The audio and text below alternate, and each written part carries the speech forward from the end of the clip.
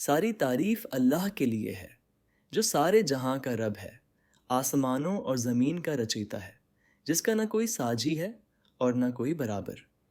हम उसकी अनगिनत नेमतों के लिए उसकी स्तुति करते हैं, उससे माफ़ी मांगते हैं और अपनी रूह की बुराइयों और अपने बुरे कर्मों से उसकी पनाह मांगते हैं। अल्लाह की शांति और रहमत उसके आखिरी रसूल मुहम्मद सल्लल्लाहु अलैहि वसल्लम, उनके परिवार, उनके साथियों और उन सभी पर हो जो क़यामत के दिन तक उसके बताए रास्ते पर चलते हैं। प्यारे भाइयों और बहनों, अस्सलामु अलैकुम व रहमतुल्लाहि व बराकतुहू। पहले एपिसोड में हमने उम्राह के बारे में सीखा और अब इस दूसरे एपिसोड में हम ख़ास तौर पर उम्राह करने वाली महिलाओं से जुड़ी आम चिंताओं और शंकाओं पर बात कर रहे हैं। हम मानते हैं कि महिलाओं को अक्सर अनोखी चुनौतियों का सामना करना पड़ता है और वे इन मुद्दों पर चर्चा करने में हिचकिचा सकती हैं, खासकर कुछ सांस्कृतिक संदर्भों में। व्यापक शोध और प्रयास के बाद हमने इन महत्वपूर्ण विषयों पर स्पष्टता और मार्गदर्शन प्रदान करने के लिए यह एपिसोड संकलित किया है। हमें उम्मीद है कि यह वीडियो सभी के लिए एक मूल्यवान संसाधन साबित होगा। आपकी सुविधा के लिए हमने विवरण बॉक्स में प्रमुख दुआएं और समय चिह्न शामिल किए हैं और हम आपसे अनुरोध करते हैं कि वीडियो के महत्वपूर्ण बिंदुओं को नोट करने के लिए एक कलम और कागज़ लें। आइए इस ज्ञान से लाभ उठाएं और अपनी उम्राह यात्रा को आध्यात्मिक रूप से समृद्ध बनाएं। इस एपिसोड में हम उम्राह से संबंधित महिलाओं के मुद्दों पर चर्चा करेंगे, जैसे 1 महरम का मुद्दा, 2 एहराम के दौरान चेहरा ढकना, 3 मासिक धर्म, 4 कब्रों का दौरा। अगर किसी वजह से आप इस वीडियो में दी गई राय से सहमत नहीं हैं, तो नीचे दी गई हदीस को ध्यान में रखें, जहां हमें संदिग्ध मामलों में क्या करना चाहिए इस बारे में निर्देश दिया गया है।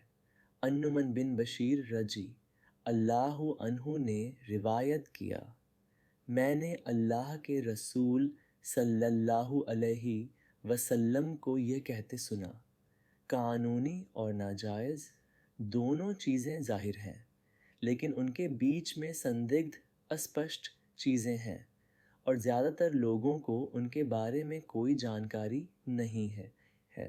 इसलिए जो कोई भी उन संदिग्ध अस्पष्ट चीज़ों से ख़ुद को बचाता है, वह अपने दीन और अपनी इज्जत को बचाता है, और जो कोई इन संदिग्ध अस्पष्ट चीज़ों में लिप्त रहता है, वह उस चरवाहे की तरह है जो किसी और के हिमा निजी चरागाह के पास अपने जानवरों को चराता है और किसी भी समय वह उसमें फंस सकता है।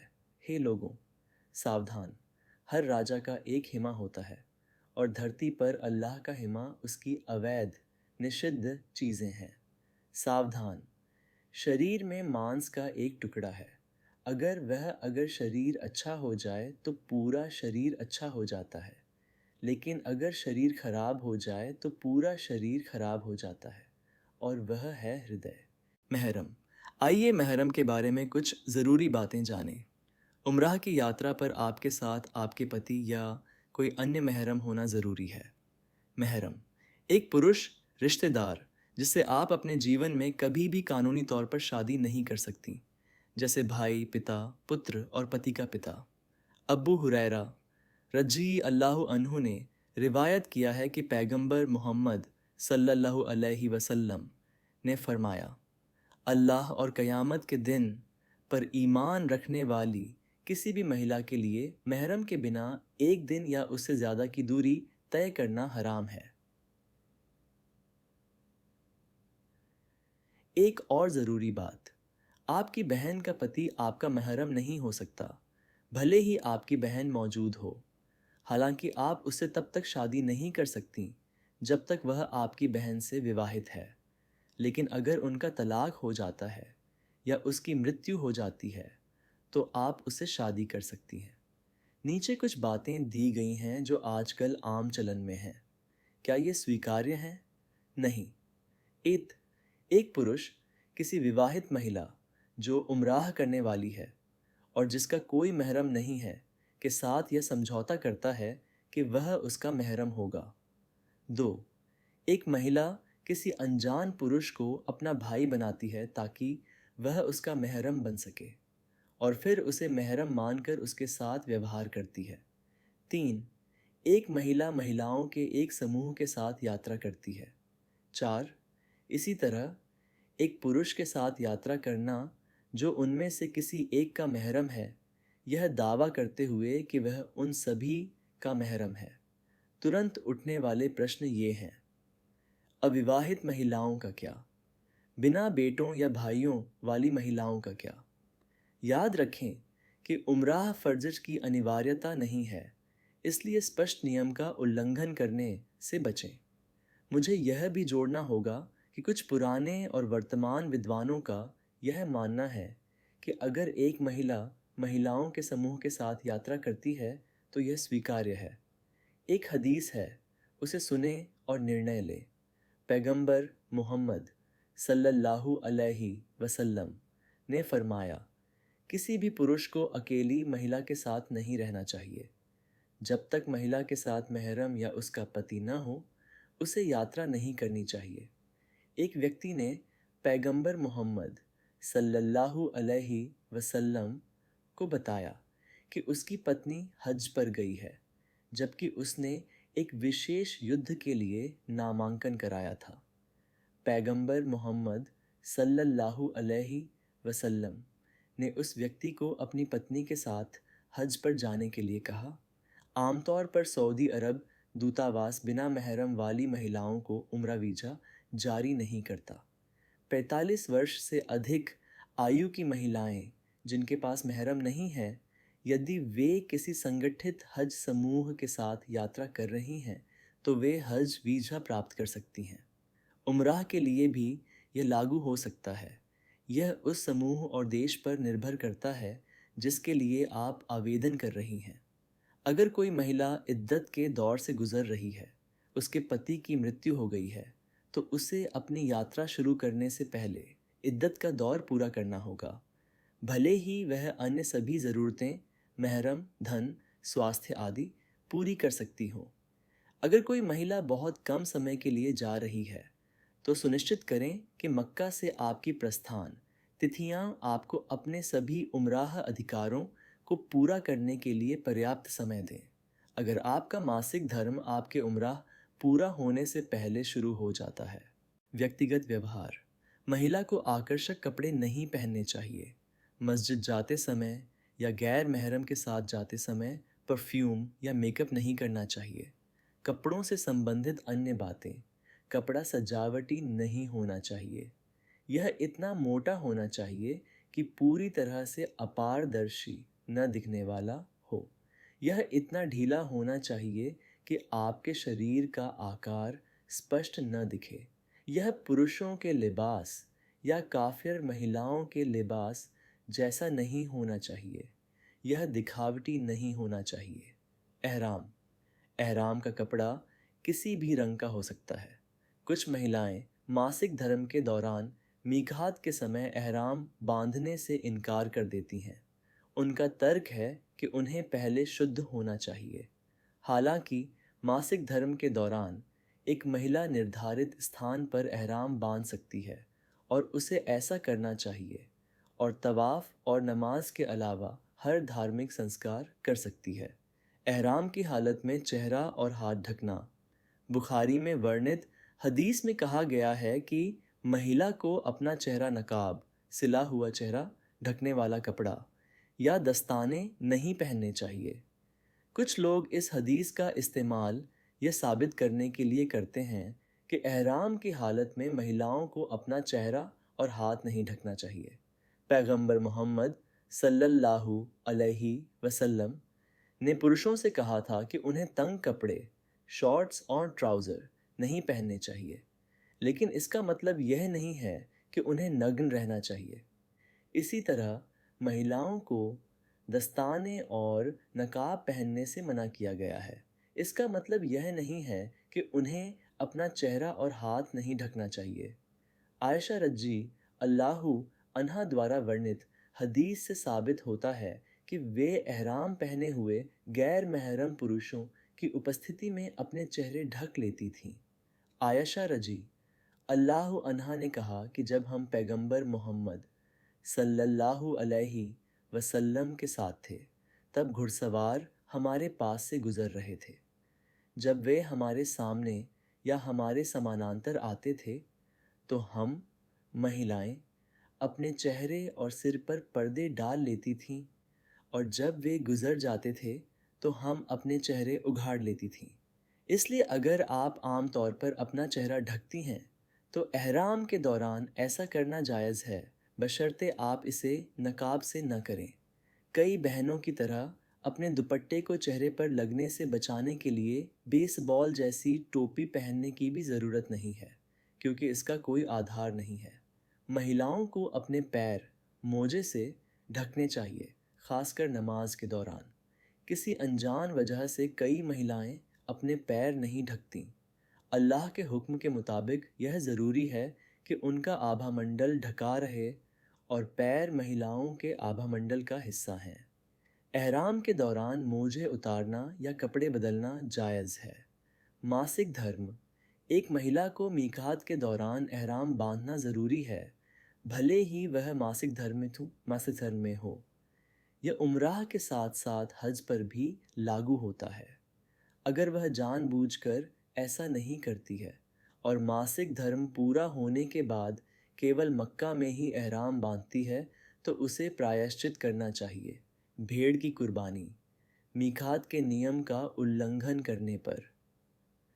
यदि कोई महिला मासिक धर्म के दौरान एहराम बांधती है और उसे यकीन नहीं है कि मक्का से प्रस्थान करने से पहले उसका मासिक धर्म पूरा हो जाएगा, तो वह इश्तियारत की शर्त के साथ अपनी नियात कर सकती है।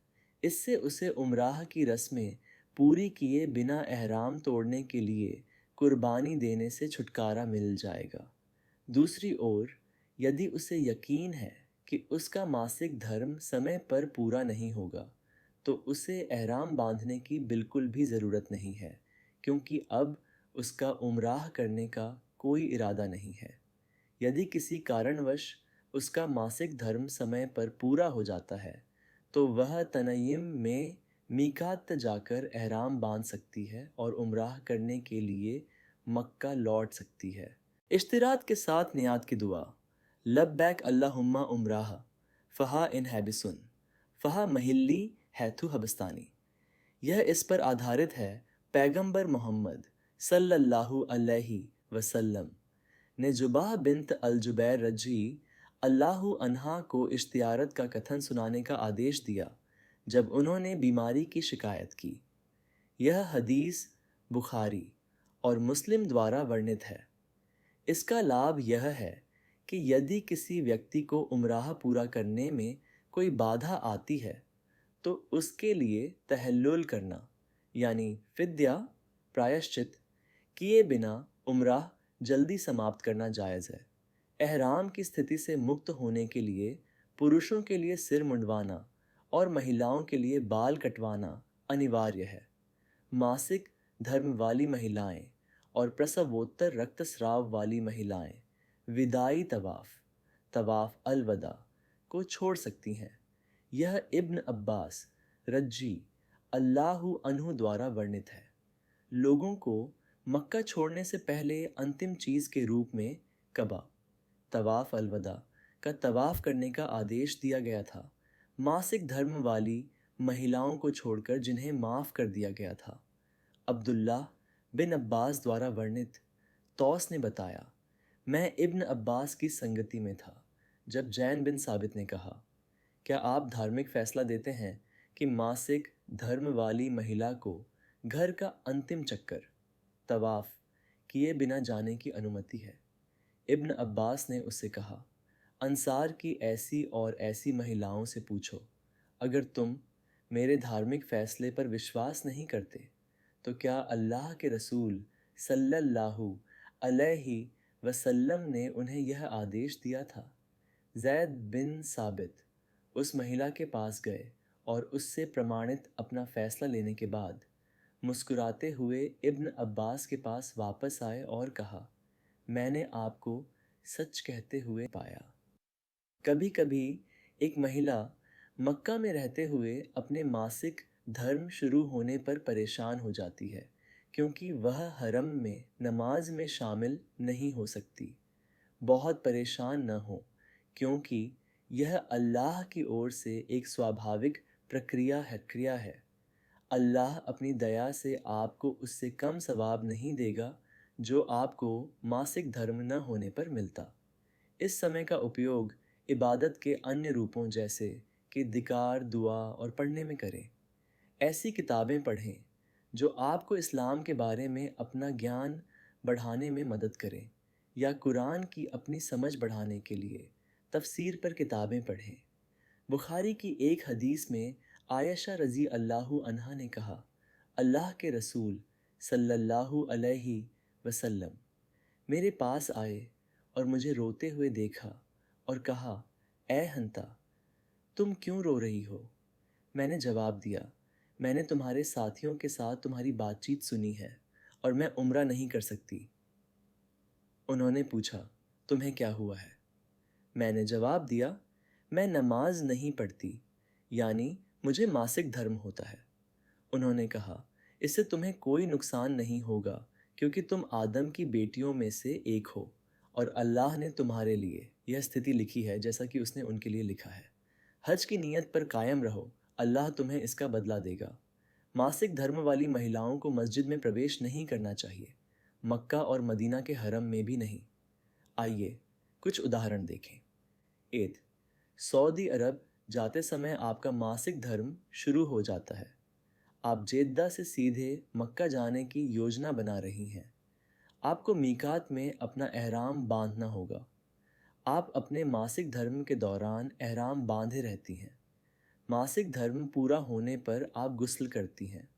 उम्राह करने के लिए हरम में जाती हैं। अपने बाल कटवाएं और आप एहराम से मुक्त हो जाती हैं। 2. आपने अभी तक उम्राह नहीं किया है और आपका मासिक धर्म पूरा नहीं हुआ है और आपको घर के लिए निकलना है। ऐसी स्थिति में 2 विकल्प हैं। पहला, अगर आपने इश्तियारत के साथ नियाह ली है तो अपने बाल कटवाएं। आप एहराम से मुक्त हो जाती हैं, आप घर के लिए निकल सकती हैं। और दूसरा, अगर आपने बिना नियाह ली है तो आपको प्रायश्चित करना होगा, एक भेड़ या बकरी की कुर्बानी। केवल मक्का में, अपने गृहनगर में नहीं। अपने बाल कटवा लें, आपका एहराम खुल जाता है और आप घर के लिए रवाना हो सकती हैं। 3. आपका उम्राह पूरा हो गया है और आप घर के लिए रवाना होने वाली हैं। तभी आपका मासिक धर्म शुरू हो जाता है। आपको तवाफ़ अलविदा करने से छूट दी जाती है। आपको कोई प्रायश्चित करने की आवश्यकता नहीं है। आप घर के लिए रवाना हो सकती हैं। 4. आपका मासिक धर्म शुरू हो जाता है जब आप उम्राह के लिए तवाफ़ कर रही होती हैं, तो आप जारी नहीं रख सकती हैं। आप अपने मासिक धर्म की अवधि के लिए एहराम में रहती हैं।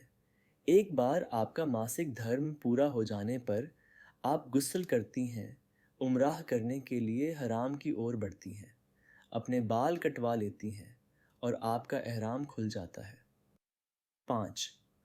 आपका मासिक धर्म विदाई तवाफ़ ए अलविदा करते समय शुरू होता है तो आप जारी नहीं रख सकती हैं। आपको कोई प्रायश्चित करने की आवश्यकता नहीं है और आप घर के लिए रवाना हो सकती हैं। 6. आपका मासिक धर्म उम्राह के लिए सही करते समय शुरू होता है। आप जारी रख सकती हैं क्योंकि सही करने के लिए आपको वुज़ू करने की आवश्यकता नहीं है। हालांकि आपको यह सुनिश्चित करना होगा कि आप मस्जिद को गंदा न करें।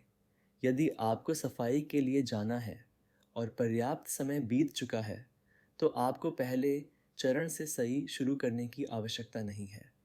हालांकि यदि लागू हो तो आपको अधूरे चरण को दोबारा करना होगा। 7. आपने अभी एहराम नहीं बांधा है और आपका मासिक धर्म पूरा नहीं हुआ है और आपको यकीन है कि यह आपके घर जाने से पहले पूरा नहीं होगा, आपको एहराम की स्थिति में प्रवेश नहीं करना चाहिए। आप मक्का में प्रवेश कर सकती हैं, लेकिन हरम मस्जिद में नहीं। आप प्रायश्चित बलिदान किए बिना घर के लिए प्रस्थान कर सकती हैं। 8. आपने अभी एहराम नहीं बांधा है और आपका मासिक धर्म आपके घर जाने से पहले पूरा हो गया है, तो अपने एहराम के कपड़े पहने और तनय्यिम मिकात के लिए आगे बढ़ें, जहां आप उम्रा के लिए अपनी नियत करेंगी। उम्रा करने के लिए हरम की ओर बढ़ें, अपने बाल कटवाएं और जब आपका एहराम खुल जाए तो आप बिना कोई कुर्बानी किए घर के लिए निकल सकते हैं। ये सभी उदाहरण इस बात पर जोर देते हैं कि सावधानी पूर्वक योजना बनाना क्यों ज़रूरी है। हर हाल में आपको तवाफ़ या सई को फिर से शुरू करना होगा जब आपके रुकने और फिर से शुरू करने के बीच काफ़ी समय यानी एक दिन बीत जाए। बच्चे, अगर माता पिता चाहते हैं कि बच्चा उम्राह करे तो बच्चे के लिए एहराम पहनना और नियाह करना उचित है। अगर बच्चा सभी रस्में पूरी कर पाता है तो यह सराहनीय है।